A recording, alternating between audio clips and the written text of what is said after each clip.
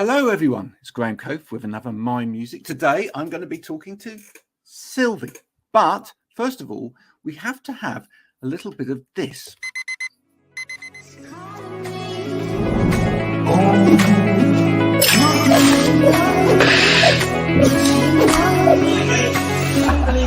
I need to get going, Mel. See you later.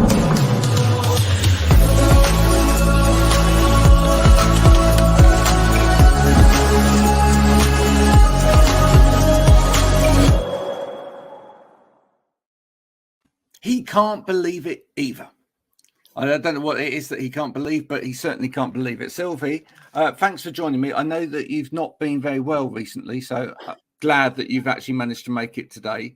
We won't talk about illness or anything like that. Let's talk about music. Now, I happened upon your music on Twitter, which is let's start with Twitter. Is Twitter a good platform for you? Yeah, it's the best. It's definitely the best one for me. I've had so much beautiful experiences and interactions on Twitter. So yeah, definitely the best one for me. I know. As a social media person that spends their life on lots of different platforms, and I spend quite a lot. I've got a lot of clients who are predominant on LinkedIn. That's right, LinkedIn, for those that are watching on LinkedIn. So many of them go, oh, but Twitter's horrible. It's a horrible place. You know, there's lots of people being nasty to each other on there. And yes, sure, there's a bit of hate speech sometimes on Twitter, but so is there on every platform. And personally, I just like to say that I find that the music crowd on Twitter are really lovely. Yeah, and that's your experience as well, that there is a group of people who just love music and they're just so happy to talk about music and try and share music and you know, encourage on Twitter. Yeah, no, you're totally right. There is people who are just out to be nasty, but as you say, that you get that everywhere.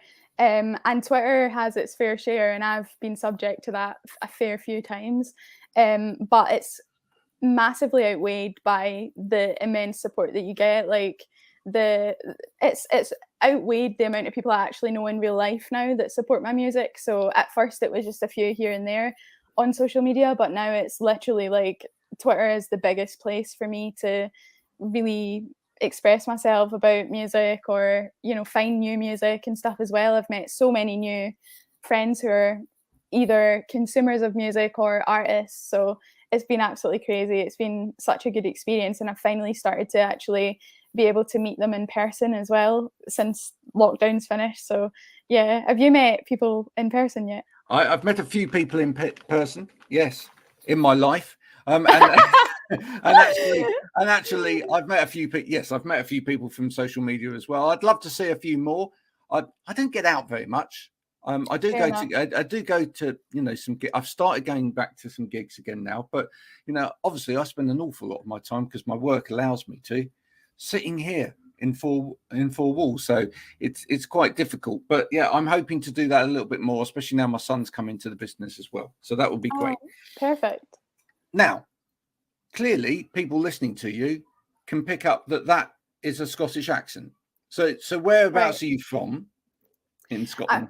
I'm from a place called West Lothian, which is in the Central Belt, but now I stay in Edinburgh, which is still in the Central Belt, but it's the capital city now. So moving into a little bit more of civilization, as opposed to where I was in West Lothian, is a tiny village that was known for kind of like cows to rest on their journey from Edinburgh to Glasgow, because it's sort of in the middle. So was that a little bit of a culture shock for you, moving from Lothian to there?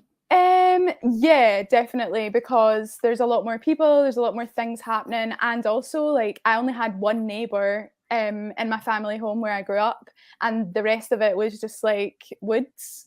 So yeah, now I've literally got neighbors upstairs, downstairs, left, right, across the road, like literally everywhere. And trying to sort of climatize to that when you're used to going to sleep in like pitch black silence is quite strange. Yeah. Now, this is one of these things where if someone heard you sing, they wouldn't necessarily know you were from that part of Scotland, and they wouldn't necessarily know that you were, you know, coming from that part of the world in terms of your music as well, because I'd say that your music owes as much to places like America as it does to the UK. Would you say that's fair enough? I don't know. Yeah, maybe, because I suppose there's been sort of like hip hop influences and stuff in certain tracks. So yeah, possibly you could be right. There you go. There you go. What got you into music in the first place? Mainly just a bit of a sort of, it was weird because I was hyper, but I was also really like shy and introverted as a child, but I had a lot of energy. So my mum thought, let's stick her into some like theatre stuff. So it was mainly theatre that I started with. And then yeah, just from there got a guitar when I was about 14 and still can play it as rubbish as I could when I was 14. But yeah, taught myself guitar and taught myself enough to be able to write a song on it, basically. And yeah, then also write songs on ukulele. So just kind of started doing that, and from there wrote just like hundreds of songs throughout my teens. And then in the lockdown, I decided to release some stuff as Silvi, and it's just kind of ended up transpiring into like gigs and other songs and stuff. But yeah, And I have to say, I absolutely love your music now, and it's got a real energy to it. And along the way, any inspirations? Anybody that you've kind of looked at, and gone, yeah, that I really love that sound. I really love, what they're doing. I really love that vocalist in terms of their style, etc. That you've really kind of listened and thought, I'm going to have an element of that in there for me. Yeah, well, my hero is Stevie Wonder. So Right. there's a lot of soul influences, especially kind of vocally, but you can't really hear that, I suppose. But undertones of that. And more in more recent years, when I've been actually making music, I love an artist called 2 Feet, and I love an artist called Leon, who's like a Swedish singer, Swedish kind of soul pop. And 2 Feet is sort of like bluesy rock, but with more kind of current influences as well, and he's from America. So yeah, those two are like my main two when I'm writing music now, I would say. And now, are you writing all of this yourself? Are you writing with other people? Are you collaborating at all? Yeah, I write it all myself, and I'm going to start co-writing with some people, which is really exciting, but I haven't really started yet. But yeah, everything so far has been just my stuff, and then yeah, I'm going to continue to write myself, but I'm looking forward to actually getting other people's perspectives and like other people knowing more chords, because I only know a handful of chords. So yeah. Well, it hasn't served you badly so far at all. So, and you've got to remember, some of the best songs are fairly simple. Exactly. So don't worry. Yeah, exactly. Don't worry about that at all. Did any of your inspiration come from friends or family growing up in terms of music, or was anyone else in the house musical? Yeah, no one in my family is musical, as in like playing or, well, my mum is an amazing singer, but she's never sung professionally. But yeah, she's a great vocalist. And yeah, it's just mainly my mum's music taste. My mum loves soul music, so when I was growing up, I was brought up on soul music. It was mainly kind of like mixtapes. So we would put like a cassette in the car, and we would listen to that. So a lot of the time I'll know the song and I'll know all the words, but I maybe won't know who it's by, because like it would just come on the tape, and I wouldn't know because it wasn't an album or anything. So yeah, I've got quite a vast experience with soul music, but I just sometimes don't know the names of it. Were you a family that sang together? Yeah, my mum and I we would literally sing doing everything. Something really funny was that because it was just my mum and I in the house, like I'm an only child, my mum, when I was in the bath, she would get me to sing so that she knew that like I was still alive. So she wasn't there. She wasn't there. So she was next door doing something. She was busy or putting stuff away or whatever, and she'd say, like, keep singing. Exactly. So she had to go get my towel, or she had to go get something or get the door or something. She'd be like, just sing. And then also that also translated into when I was in bed, I was always scared that something bad was happening to her down the stairs. So I would get her to sing until I fell asleep. So yeah, bit Oh. traumatic, but No, I love that. I love that as a story. I mean, and it happened, you know, it happens in this house here, you know, and we're right. sort of in the kitchen preparing food or whatever, and we'll put some music on and we're just like jam over the top of it. You know, do you That's find yourself amazing. doing that? Yeah, you find yourself doing that, just like listening to music, and you'll make up words to that song and make a different song out of that song and take it somewhere. Yeah. Totally, yeah. Taking the biscuit sometimes with the new edits of the words. Yeah, you know, and you've been picked up by BBC Introducing. Yeah, they've been brilliant. Yeah, every release so far. So that's been, and do you know what? It's good, but at the same time, when you bring out something new, you're always kind of panicking that it's not going to get picked up, and you think like, is that going to be a step backwards? But yeah, so far they've been really great, and they've always supported me. So yeah, hopefully going to do some more stuff with the BBC as things go as well. Sorry, there was the dog in the background. I mean, he's a big music fan, can't help it. You know, he gets excited at the mention of anything to do with BBC Introducing. It was just him going, whoop, whoop. God, like, Yeah. I've been kind of non-stop with gigs since about February. So obviously the lockdown and stuff meant that I never did any gigs. But from February this year, I've been nearly I think every single month I've had at least 1 or 2 gigs. So yeah, but I've got a headline at King Tut's this month. So that's at the end of this month. So that'll be massive for me because I've never done a headline before. It's always been like a support slot or a festival or something.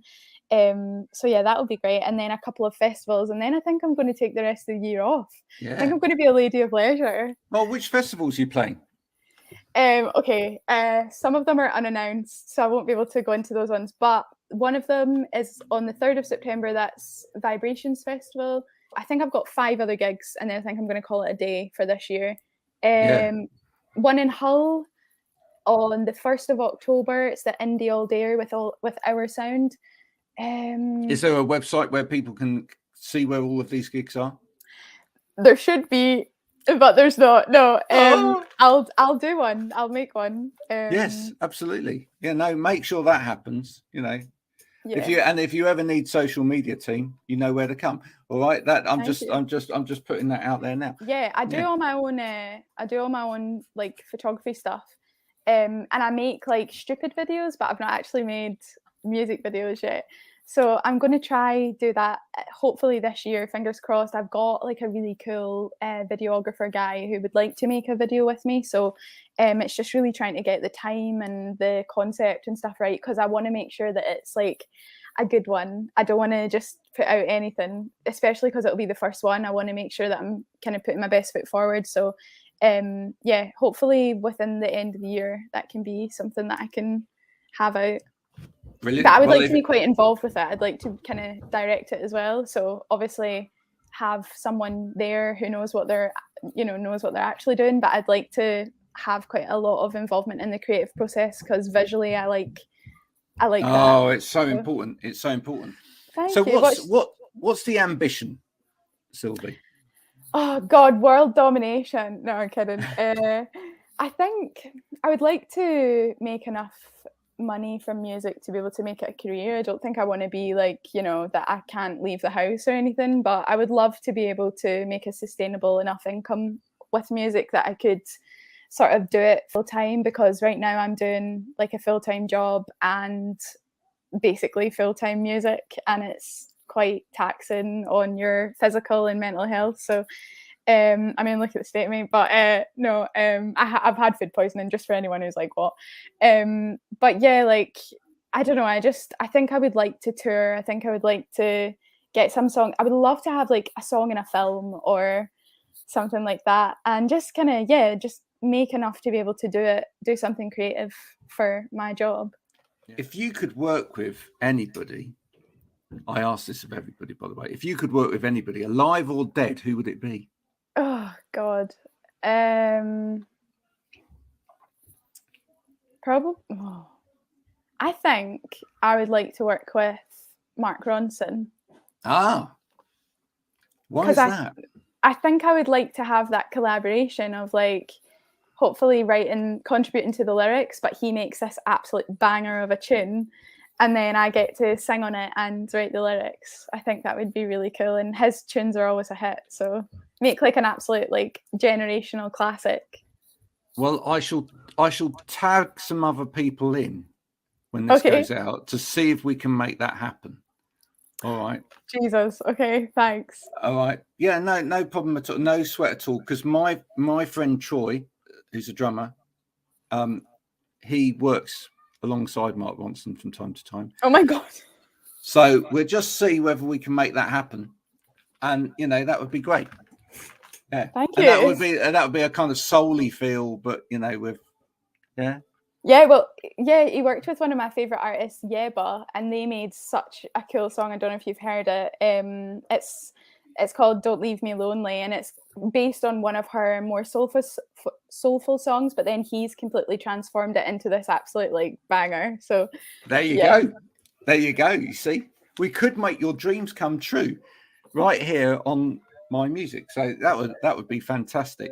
If you're going to do a few more gigs and then you're going to stop, are you then going to focus on an album? Is that what you're going to do? Or unfortunately, I would love to do that, but I don't have the funding to be able to do an album because I'm self-funded with everything. So I would love to do an album, but I think it'll just be singles for now. Maybe a cheeky wee EP, but yeah, I would if I could get the funding. Then I would do an album. I've got enough songs in the back catalogue, but yeah, it would just be the case of trying to get them all produced. Now, listen, if there are any record companies watching this, and I know that lots are connected with me on Twitter, what are you doing?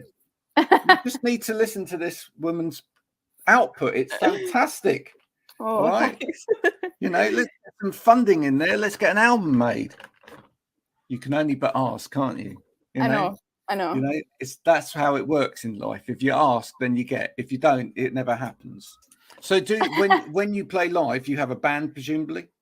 Yeah. So I just started playing with a band. They're absolutely amazing. 5-piece. Yeah. Cool. 2 guitars. Do you know names? Do you know names to give them a shout? Yes, of course. So okay, let's do that. Okay, right. I've got Emily Mowat on drums, Charlie Reid on bass, Connor McClelland on guitar, Millie Donachie on other guitar, and Ellis James Wright on keys. Oh, fantastic. And where did you meet all of those? Up in Edinburgh, hanging around on the street corner, or Yeah. All of the above. It's all different. So they're all from all over. Some of them are from Ayr, which is like way off from where I am. Some of them are Edinburgh, some of them are Glasgow. And when we originally started practicing, I was still in West Lothian. So we totally just managed to all find time and get to the same place. But yeah, we've really gelled, and a lot of people have commented on how tight they are as a band, and I totally agree. I think they're all great musicians in their own right. So it really works. And like a few of the I'll tell you one story which was quite funny. Millie, the guitarist, I wasn't gonna, because she couldn't drive when she sort of applied originally, I was like, oh, like, I think that's going to be quite difficult because she's in Edinburgh and she can't drive, and I'm in West Lothian still. So I said to her, like, I would really love to have you on board, but I'm not sure, like, I'll need to get back to you. And then I met her at a concert, and she's just kind of like, so when am I starting playing guitar for you? She just kind of walked in, and then I was like, oh, she's actually really good. And ever since, so yeah, I always joke about that with her. I'm like, you finessed your way into this. That is the way. Again, we've proved it twice in the same interview. Now, listen, it's been an absolute pleasure talking to you this afternoon. But yeah, in terms of where people can get hold of your music, where's the best place to go? Everything is at Silvi Sounds, so SILVI Sounds, and that's Twitter, Facebook, Instagram, Spotify. Spotify, hopefully you can just go to one of my social medias and then get on Spotify, because I'm not too popular yet. Sometimes it doesn't always come up if you've never like searched me or anyone that's linked with me before. So that's dreadful. Well, we'll make sure when we share that we put a link in there so that people can find it. All right, that people can hear the music, because after this little conversation this afternoon, people will be enraptured by the whole essence of your music, and will want to go and find out a little bit more. Because trust me, this lady, next time I speak to her, she won't probably speak to me next time because she will be so big and so huge. And when she's up there, on the support for Beyonce or whoever, you know, I won't be able to get a look in. But that's where you're heading, right? Oh, that's so nice. So it's not true, but so nice. No, believe it, and it may well come true. Until then, thanks for coming on and talking about your music today, Silvi. Do go and check Silvi's music out. And if you are a record company and you're listening, come on, put some money in. It's absolutely worth a punt on this occasion. And you know, you never know. We might see you on a bit of vinyl one day. That would be great, wouldn't it? In a record shop somewhere. Thank you so much. This has been so lovely. Thank you so much for having me. And you've totally blew smoke up my bum.